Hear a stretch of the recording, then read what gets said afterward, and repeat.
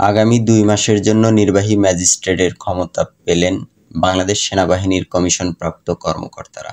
মঙ্গলবার ১৭ সেপ্টেম্বর রাষ্ট্রপতির আদেশক্রমে জনপ্রশাসন মন্ত্রণালয়ের সিনিয়র সহকারী সচিব জ্যোতিপ্রুব সই করা এক প্রজ্ঞাপনে এ তথ্য জানানো হয়েছে। প্রজ্ঞাপন জারির তারিখ থেকে পরবর্তী ৬০ দিনের জন্য এ ক্ষমতা দেওয়া হয়েছে।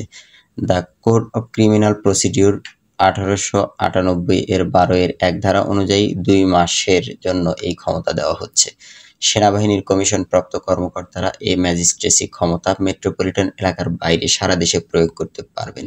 সেনাবাহিনীর নির্বাহী ম্যাজিস্ট্রেটের ক্ষমতাপ্রাপ্ত কর্মকর্তারা ফৌজদারি কার্যবিধি ১৮৯৮ এর ৬৪, ৬৫, ৮৩, ৮৪, ৮৬, ৯৫ এর ২, ১০০, ১০৫, ১০৭, ১০৯, ১১০, ১২৬, ১২৭, ১২৮, ১৩০, ১৩৩ ও ১৪২ ধারার অপরাধগুলো বিবেচনায় নিতে পারবেন বলে জানা গেছে।